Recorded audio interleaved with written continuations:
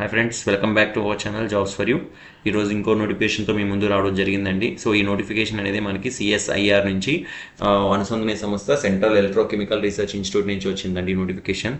So ఈ notification ద్వారా వీళ్ళు పర్మనెంట్ ప్రభుత్వ ఉద్యోగాలు అనేది భర్తీ చేయడం జరుగుతుంది. సో జీతం కూడా మనకి 35,000 జీతం అనేది ఉంటుందండి. అర్హత కూడా మనకి 10th ఇంటర్ అండ్ డిప్లొమా ఇవి పాస్ అయిన వాళ్ళు చాలు, దీనికి అందరూ అర్హులే. అండ్ ఎక్స్పీరియన్స్ కూడా ఎటువంటి ఎక్స్పీరియన్స్ అడగట్లేదు. అండ్ ఉమెన్ క్యాండిడేట్స్కి అయితే అసలు ఫీజు అనేది లేదు. ఉమెన్ క్యాండిడేట్స్ ఎవరైతే ఉన్నారో సిఎస్ఐఆర్ నుంచి వచ్చే నోటిఫికేషన్స్ అన్నీ అప్లై చేసుకోండి. సో మన నోటిఫికేషన్ ఉన్న ఇంపార్టెంట్ పాయింట్స్ డిస్కస్ చేసే ముందు ఎవరైతే నా వీడియోస్ ద్వారా బెనిఫిట్ పొందుతున్నాం అనుకుంటున్నారో సో నా వీడియోస్ని లైక్ చేయండి అండ్ షేర్ చేయండి. మీ ఫ్యామిలీ మెంబర్స్ అండ్ ఫ్రెండ్స్ ఎవరికైతే గవర్నమెంట్ జాబ్స్కి అప్లై చేద్దాం అనుకుంటున్నారో అండ్ దాని గురించి ఇన్ఫర్మేషన్ కావాలనుకుంటున్నారో సో నా ఛానల్ని నా వీడియోస్ని వాళ్ళకి షేర్ చేయండి. సో దట్ వాళ్ళు బెనిఫిట్ అవుతారు. అండ్ నా ఛానల్ అనేది సబ్స్క్రైబ్ చేయండి. సో నోటిఫికేషన్లో మన ఇంపార్టెంట్ పాయింట్స్ అని డిస్కస్ చేద్దాం. సో ఈ నోటిఫికేషన్ చూసుకుంటే మనకి సిఎస్ఐఆర్ నుంచి సెంట్రల్ ఎలక్ట్రోకెమికల్ రీసెర్చ్ ఇన్స్టిట్యూట్ వాళ్ళ అనుసంధానమైన సంస్థ నుంచి మనకి ఒక నోటిఫికేషన్ అనేది వచ్చిందండి. ఇది council of scientific and industrial research చెందిన సంస్థ. వీళ్ళు ఇప్పుడు ఇది ఏంటంటే కారైకూడి అంటే చెన్నై నుంచి వచ్చింది.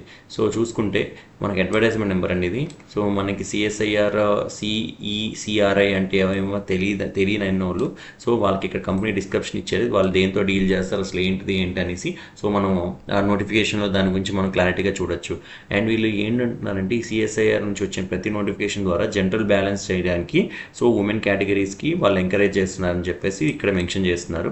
అండ్ ఇంపార్టెంట్ డేట్స్ వచ్చేసరికి మనకి స్టార్టింగ్ డేట్ అనేది 17th of February అండి, 18th of March అనేది లాస్ట్ డేట్ అనేది ఉంది. సో అప్పుడు లోపు మనం అప్లై చేసుకోవచ్చు అని చెప్తాను జరిగింది. అండ్ వీళ్ళు ఏంటి అంటే ఈ నోటిఫికేషన్ ద్వారా వీళ్ళు మనకి ఒక కొన్ని పోస్ట్ అనే stenographer post and junior secretary assistant ఈ పోస్టులు ఈ రెండు భాగాల్లో వాళ్ళు పోస్టులు అనేది విడుదల చేయడం జరిగిందండి. సో మనం ఇక్కడ చూసుకుంటే జూనియర్ స్టెనోగ్రాఫర్ పోస్టులు అనేది 2 పోస్టులు అనేది రిలీజ్ చేయడం జరిగింది. అండ్ పే లెవెల్ మ్యాట్రిక్స్ వచ్చి 25,500 అన్ని కలుపుకొని మనకి ఎట్టు కదా 36,000 అనేది వస్తుంది. అప్పర్ ఏజ్ లిమిట్ వచ్చేసి అంటే మాక్సిమం ఏజ్ లిమిట్ వచ్చేసి 28 అండ్ ఏజ్ రిలాక్సేషన్ ఉంటుంది. మనం దాని గురించి కూడా మాట్లాడదాం. అండ్ వీళ్ళు ఏంటంటే జేఎస్ఏజీ 252 కానీ 253 కానీ 254 కానీ ఇవన్నీ ఒక పోస్ట్కి సంబంధించినవి. బట్ దాంట్లో మనకి ఏంటి అంటే జూనియర్ సెక్రటరీ అసిస్టెంట్ దాంట్లో ఏంటంటే మనకి జనరల్ కేటగిరీ అనేది, ఫైనాన్స్ అండ్ అకౌంట్స్ అనేది, స్టోర్స్ అండ్ పర్చేస్ అని డిఫరెంట్ కేటగిరీస్ అంటే 3 కేటగిరీస్ ఉంటాయి. బట్ నేమ్ వచ్చేసి జూనియర్ సెక్రటరీ అసిస్టెంట్. దాంట్లో చూసుకుంటే మన జనరల్లో వచ్చేసి 4 పోస్టులు అనేది విడుదల చేయడం జరిగింది. అండ్ పే స్కేల్ వచ్చేసి మనకి 19,900 అన్ని కలుపుకొని మనకి ఎట్లా కాదని 28,000 అనేది వస్తుంది. అండ్ దీనికి జూనియర్ సెక్రటరీ ఫైనాన్స్ అండ్ అకౌంట్స్కి వచ్చే 2 పోస్టులు రిలీజ్ చేయడం జరిగింది. అండ్ సెక్రటరీ అండ్ అసిస్టెంట్లో మనకి స్టోర్స్ అండ్ పర్చేస్లో 2 పోస్టులను విడుదల చేయడం జరిగిందండి. ఈ మూడింటికి కూడా ఏజ్ అనేది 28 మ్యాక్సిమం ఏజ్ అంటే అన్రిజర్వ్డ్ యూఆర్కి ఈడబ్ల్యూఎస్ వరకు 28 అనేది maximum age. And age relaxation కూడా ఉంటుంది, చూద్దాం అది కూడా డిస్కస్ చేద్దాం. సో మనం ఏజ్ రిలాక్సేషన్ అనుకున్నాం కదా, పోస్ట్ కోడ్ బట్టి ఏజ్ రిలాక్సేషన్ అనేది ఏంటంటే జూనియర్ స్టెనోగ్రాఫర్లో అన్రిజర్వ్డ్కి వచ్చేసి 27 అండ్ ఆ పోస్ట్లో ఎస్సీ పోస్ట్ అనేది ఉంది కాబట్టి దానికి 32 years అని మ్యాక్సిమం అనేది ఇస్తున్నారు. అండ్ డిఫరెంట్ జూనియర్ సెక్రటరీ అసిస్టెంట్లో వాళ్ళు డిఫరెంట్ దానికి కూడా ఇచ్చారు. సో అన్రిజర్వ్డ్ మినిమం మాక్సిమం అనేది 28, ఈడబ్ల్యూఎస్ క్యాండిడేట్స్ కూడా 28 ఉంటుంది. బట్ ఓబీసీ క్యాండిడేట్స్ 31 years అనేది ఇచ్చారు. అండ్ ఎస్సీ క్యాండిడేట్స్కి 33 years అనేది ఇచ్చారు దానికి స్టోర్స్ అండ్ పర్చేస్లో. అండ్ వీళ్ళు ఇక్కడ ఏం చెప్తున్నారంటే సో అప్లికేషన్ ఫీజు దాంట్లో మనం డిస్కస్ చేద్దాం. సో ఇక్కడ ఏంటంటే ఏజ్ లిమిట్ అంటే మనకి మినిమం జూనియర్ స్టెనోగ్రాఫర్కి మనకి మినిమం ఏజ్ వచ్చి మినిమం ఎడ్యుకేషన్ క్వాలిఫికేషన్ ఏం చెప్పాను ఇప్పుడు 10+2 ఆర్ డిప్లొమా ఆర్ ఐటీ ఎవరైతే చేస్తే వారందరూ ఎలిజిబుల్ అని చెప్పేసి అనుకోవచ్చు. దాంతోపాటు మనం ఏంటంటే కొంచెం టైపింగ్ ప్రొఫిషియన్సీ అంటే స్టెనోగ్రాఫర్ ప్రొఫిషియన్సీ ఉండాలని చెప్పేసి వీళ్ళు మెన్షన్ చేస్తడం జరిగింది. మోడ్ ఆఫ్ సెలక్షన్ అంటే ఎలా ఉంటుంది అంటే కాంపిటేటివ్ ఎగ్జామ్ మనకి ఏంటంటే 10+2 అండ్ ఆర్ ఇంటర్ ఆర్ అంటే మనకి స్టాండర్డ్ అంటే మనకి ఎస్ఎస్సి సిజిఎల్ ఆ రేంజ్లో ఎగ్జామినేషన్ ఉంటుందని చెప్పడం జరిగింది. అండ్ మనకి ఏంటంటే ఇంగ్లీష్ అని హిందీ అనే 2 మోడ్స్లో క్వశ్చన్స్ అనేది అడగడం జరిగిందని చెప్పారు. ఇది ఓఎంఆర్ అంటే మల్టీ చాయిస్ క్వశ్చన్స్ ఉంటాయని చెప్పేసి అంటున్నారు. మనకి 200 క్వశ్చన్స్ ఉంటాయి, 2 hours అనేది ఉంటుందని చెప్పేసి అంటున్నారు. అండ్ కంప్యూటర్ ఎగ్జామ్లో మనకి అసలు ఏమేమి ఉంటాయంటే దీంట్లో 3 parts కింద డివైడ్ చేశారండి. సో 3 parts అనేది ఒక పేపరే బట్ 3 partsలో డివైడ్ చేయడం జరిగింది. ఒకటి జనరల్ ఇంటెలిజెన్స్ అండ్ రీజనింగ్, అది 50 మార్కులు 50 క్వశ్చన్లు ఉంటాయి. ఇన్ కేస్ దాంట్లో ఆ సెక్షన్లో మనకు ఒక తప్పు అనేది పెడితే 0.25 మార్క్స్ అనేది ఒక క్వశ్చన్కి డిడక్ట్ అవుతాయి చెప్తాను. 4 క్వశ్చన్స్ తప్పు పెడితే 1 మార్క్ పోతుంది అని చెప్పేసి చెప్పడం జరిగింది. జనరల్ అవేర్నెస్లో 50 క్వశ్చన్స్ సేమ్ 50 మార్క్స్ అండ్ ఒక్కొక్క దానికి ఒక్కొక్క మార్కే. ఇంగ్లీష్ లాంగ్వేజ్ అండ్ కంపరేషన్స్లో 100 క్వశ్చన్స్ ఉంటాయి, 100 మార్క్స్. ఇక్కడ వీళ్ళు సిలబస్ కూడా ఇవ్వడం జరిగింది. జనరల్ ఇంటెలిజెన్స్ అండ్ రీజనింగ్ ఈ syllabus, general awareness syllabus. So మన నోటిఫికేషన్ అనేది మేము డిస్క్రిప్షన్లో పెడతాం జరిగింది. సో మీరు డౌన్లోడ్ చేసుకుని ఎవరైతే ఒకసారి చూద్దాం అనుకుంటున్నారో వాళ్ళందరూ ఇక్కడ నోటిఫికేషన్ చూసుకోవచ్చు.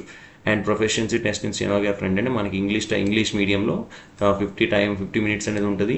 మనకి ఏంటి అంటే లైక్ 70 అనేది వాళ్ళకి ఎలిజిబుల్ క్రైటీరియా. 10 మినిట్స్లో మనం ఏంటి ఒక 80 వర్డ్స్ పర్ మినిట్ అనేది మన ఇంగ్లీష్ వాళ్ళకి హిందీలో లైక్ టైపింగ్ చేయాలని చెప్పేసి వీళ్ళు చెప్పడం జరిగింది. సో మెరిట్ లిస్ట్ ఎలా తీస్తారంటే ఫస్ట్ ప్రొఫెషన్సీ టెస్ట్ అనేది బేసిక్ నేచర్ అంటే qualifying nature and basic qualifying nature ఉంటుంది. బట్ ఫైనల్ మెరిట్ లిస్ట్ ఎలా తీస్తారంటే మన కాంపిటేటివ్ రిటన్ ఎగ్జామినేషన్ వచ్చిన మార్క్స్ ద్వారానే వాళ్ళు మెరిట్ లిస్ట్ ఇస్తారని చెప్పడం జరిగింది ఇక్కడ. అండ్ జేఎస్ఏలో జనరల్ కానీ ఫైనాన్స్ కానీ లైక్ స్టోర్స్ అండ్ ఎస్ఎన్పి కానీ మీ అన్నిటికీ ఒకటే క్వాలిఫికేషన్ లైక్ 10+2 అంటే ఎవరైతే 10తో పాటు ఐటీఐ పాస్ అయి ఉంటారో, ఎవరైతే ఇంటర్ పాస్ అయి ఉంటారో, ఎవరైతే డిప్లొమా పాస్ అయి ఉంటారో వాళ్ళందరూ ఎలిజిబుల్ అని చెప్పేసి అంటున్నారు. దాంతోపాటు సేమ్ అంటే టైపింగ్ కంప్యూటర్ మీద నాలెడ్జ్ ఉండడం కావాలి అండ్ కంప్యూటర్ టైపింగ్ స్పీడ్ అనేది చేయాలని చెప్పేసి వీళ్ళు మెన్షన్ చేయడం జరిగింది. సెలక్షన్ ప్రొసీజర్ వచ్చేసరికి కూడా సేమ్ అండి. మనకు ఓఎంఆర్ బేస్డ్ అంటే మల్టిపుల్ చాయిస్ క్వశ్చన్స్ ఉంటాయి. సిజిఎల్ అంటే మనకి ఎస్ఎస్సి సిజిఎల్ టైప్ క్వశ్చన్స్ ఉంటాయని చెప్పేసి మోడ్ ఆఫ్ క్వశ్చన్స్ ఉంటాయని చెప్పేసి అంటున్నారు. ఇంగ్లీష్ అండ్ హిందీలో మనకి క్వశ్చన్స్ అడుగుతారు. అండ్ మనకి ఇక్కడ వచ్చేసరికి ఏంటంటే పేపర్ 1 పేపర్ 2 అనేది 2 పేపర్లు ఉంటాయండి. ఈ పేపర్ 2లో ఎవరైతే మినిమం థ్రెషోల్డ్ మార్క్స్ అనేది తీసుకొచ్చుకుంటారో వాళ్ళనే మనకి ఏంటి అంటే నెక్స్ట్ ప్రొఫెషనల్ టెస్ట్కి పిలుస్తామని చెప్పేసి అంటున్నారు. బట్ ఏంటి అంటే పేపర్ 2 నేను చెప్పాను, ఇది పేపర్ 1. సో మనకి ఏంటంటే మెంటల్ ఎబిలిటీ టెస్ట్ అనేది ఉంటుందండి. దీంట్లో 100 క్వశ్చన్లు అడుగుతారు. 100 క్వశ్చన్లు అడుగుతాం. ఒక్కొక్క క్వశ్చన్కి 2 మార్క్స్ అనేది ఉంది. 200 మార్క్స్ అండి. 2 marks for every correct answer అండి. 2 మార్క్స్ అనేది ఒక్కొక్క క్వశ్చన్కి ఇచ్చారు. ఇంకో నెగిటివ్ మార్కింగ్ ఏమున్నదని చెప్పేసి అంటున్నారు. బట్ పేపర్ 2 అనేది ఏంటంటే పేపర్ 2కి మనకి 1 అవర్ ఇవ్వడం జరిగింది. General awareness and English language 50 క్వశ్చన్లు ఉంటుంది. ఒక్కొక్క దానికి 3 మార్క్స్ అనేది అలొకేట్ చేశారండి. అంటే 150 మార్క్స్. ఒక్కొక్క నెగిటివ్ మార్క్ అంటే ఒక క్వశ్చన్ తప్పు పెట్టామంటే ఒక నెగిటివ్ మార్క్ పోతుందని చెప్పారు. అంటే కరెక్ట్ అయితే 3 మార్క్స్ వస్తే, నెగిటివ్ అయితే 1 మార్క్ పోతుంది. అలా ఇవన్నీ కలిపి మనకి 300 మార్క్స్ అండి. సో ఏంటంటే మన క్వాలిఫైయింగ్ నేచర్ అంటే ఫస్ట్ పేపర్ 2 ఏంటంటే ఓన్లీ వీళ్ళు ఎప్పుడు చేస్తారు, పేపర్ 2ని వీళ్ళు అసలు కన్సిడర్ ఎప్పుడు చేస్తారంటే మనం పేపర్ 1లో మినిమం మార్క్స్ తెచ్చుకుంటే తప్ప వీళ్ళు సెకండ్ పేపర్ని కన్సిడర్ చేయరు. నేను ప్రీవియస్ నోటిఫికేషన్స్ కూడా ఎక్స్ప్లెయిన్ చేయడం జరిగింది. పేపర్ 1లో ఇన్ కేస్ మనకి సపోజ్ పేపర్ 1లో క్వాలిఫై అవ్వలేదు అనుకుందాం, పేపర్ 2 అనేది మనల్ని అసలు ఎవాల్యుయేట్ చేయరు. సో పేపర్ 1 మనం మంచి స్కోర్ తెచ్చాం. సో మంచి స్కోర్ తెచ్చాం కాబట్టి మనం ఏంటంటే పేపర్ 2ని కన్సిడర్ చేసి మనకి మార్క్స్ అనేది అలొకేట్ చేస్తారు. తర్వాత మనం ప్రొఫెషన్సీ టెస్ట్ అనేది వెళ్తామండి. మెంటల్ ఎబిలిటీలో ఏమేమి క్వశ్చన్స్ అడుగుతారు, జనరల్ అవేర్నెస్లో ఏ క్వశ్చన్స్ అడుగుతారు, అండ్ ఇంగ్లీష్ లాంగ్వేజ్ ఏ సంబంధించిన క్వశ్చన్స్ వస్తాయని ఇక్కడ మెన్షన్ చేయడం జరిగింది. అండ్ ప్రొఫెషన్సీ టెస్ట్ అంటే ఏంటంటే సమ్ కంప్యూటర్లో మన టైపింగ్ టెస్ట్ అనేది పెడతారండి. 30 వర్డ్స్ పర్ మినిట్ మన ఇంగ్లీష్, 35 వర్డ్స్ పర్ మినిట్ అనే ఆర్ 30 వర్డ్స్ 35 వర్డ్స్ పర్ ఇంగ్లీష్లో ఉంటుంది. సో ఆ టైపింగ్ టెస్ట్ బట్టి మనని 10 మినిట్స్లో వాళ్ళు ఇచ్చిన డిక్టేషన్లో మనం ఎంత అయితే టైప్ చేస్తాం, స్పీడ్ టైప్ చేస్తాం, దాన్ని బట్టి షార్ట్ లిస్ట్ చేయడం జరిగింది అన్నారు. సో ప్రొఫెషనల్ టెస్ట్లో జస్ట్ ఏంటి క్వాలిఫైయింగ్ నేచర్ ఉంటుంది. మన ఫైనల్ లిస్ట్ ఎలా ప్రిపేర్ చేస్తారంటే పేపర్ 2లో మనకు వచ్చిన మార్క్స్ని బట్టి అండ్ దట్టు మనం మెరిట్ లిస్ట్ అనేది ప్రిపేర్ చేస్తారని చెప్పేసి వీళ్ళు చెప్పడం జరిగింది.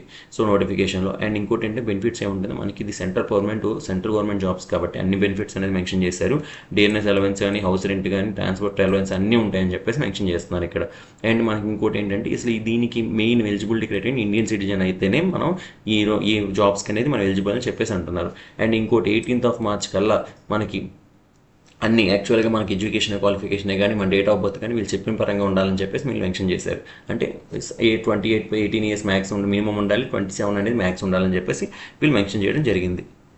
అండ్ నెక్స్ట్ ఏంటంటే వీళ్ళు ఎటువంటి ట్రాన్స్పోర్ట్ అలవెన్సెస్ ఇవ్వరని చెప్పేసి అంటున్నారు. మన కాంపిటేటివ్ ఎగ్జామ్కి వెళ్ళడానికి కానీ, ప్రొఫెషనల్ టెస్ట్ వెళ్ళడానికి కానీ ఎటువంటి ట్రావెలింగ్ అలవెన్స్ ఇవ్వలేమని చెప్పేసి అంటున్నారు. సో ఇవన్నీ ఇప్పుడు మనం ఇంత చెప్తున్నాం కదా బాబు, ఇవన్నీ అసలు మనకి ఎక్కడ ఎగ్జామినేషన్ సెంటర్ అంటే ఇదే మాట్లాడుకుందామండి. సో ఎగ్జామినేషన్ సెంటర్ అనేది మనకి ఏంటంటే కరైగుడి చెన్నైలో ఉంటుందని చెప్పేసి వీళ్ళు మెన్షన్ చేయడం జరిగింది.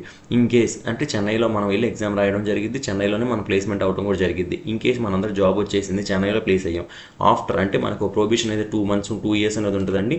ఆ ప్రొబిషన్ అయిపోయాక సో మనకి పర్మనెంట్ చేస్తా. పర్మనెంట్ అయిపోయాక ఏంటంటే మనం ఎక్కడైతే వీళ్ళ ల్యాబ్స్ అయితే ఉన్నాయో సో ఆ ల్యాబ్స్లో మనం ఆల్ ఓవర్ ఇండియాలో ఎక్కడైతే వీళ్ళ ల్యాబ్స్ ఉంటాయో అక్కడ మనం ట్రాన్స్ఫర్ చేసుకోవచ్చు అని మెన్షన్ చేశారు. ఇక్కడ క్లారిటీగా ఇచ్చేశారు. అండ్ ఇంకోటి ఏజ్ లిమిట్స్ అని చెప్పని మీకు చెప్పడం జరిగింది. ఎస్సీ వాళ్ళకి 5 years రిలాక్సేషన్ ఇచ్చారు.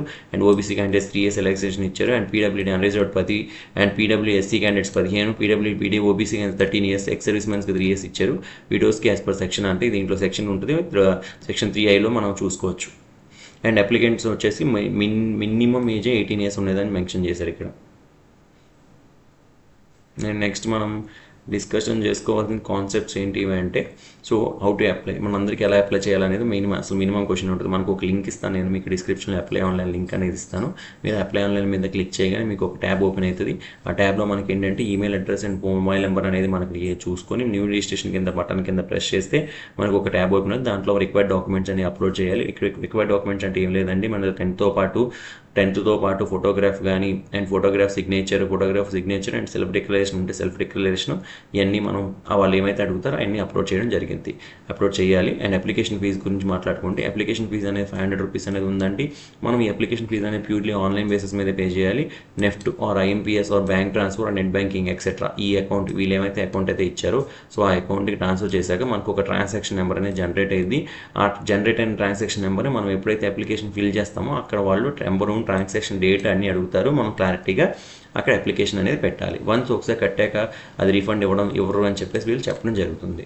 ఎవరైతే SC ST క్యాండిడేట్స్ ఉన్నారో వాళ్ళెవరికి ఫీజు లేదని, ఎక్స్ సర్వీస్ మ్యాన్ ఉమెన్ ఎవరైతే అప్లై చేయాలన్నా వాళ్ళకి అప్లికేషన్ ఫీజు లేదు. Only unreserved and EWS candidates మాత్రమే అప్లికేషన్ ఫీజు ఉందని మెన్షన్ చేశారు. అండ్ ఇంకోటి, ఎవరైతే నేను ఉన్నాను, నా జూనియర్ స్టెనోగ్రాఫర్, జూనియర్ సెక్రటరీ అసిస్టెంట్కి ఈ రెండింటికి అప్లై చేయాలని నేను అనుకుంటున్నాను. నేను ఆ రెండింటికి ఎలిజిబుల్. ఆ రెండింటికి నేను సపరేట్గా లాగిన్ చేయాలి. సపరేట్గా 500 రూపీస్ అని ఫీజు పే చేయాలని చెప్పేసి వీళ్ళు మెన్షన్ చేయడం జరిగింది. అండ్ ఇన్ కేస్ మనకి junior secretary assistant, general, FNA, SNP అనేది ఉన్నాయి. ఈ మూడింటికి మీరు ఎలిజిబుల్. ఈ మూడింటికి మీరు పెట్టాలనుకుంటే ఒక 500 సరిపోతుంది, 3కి ఒకేసారి పెట్టేసుకోవచ్చు.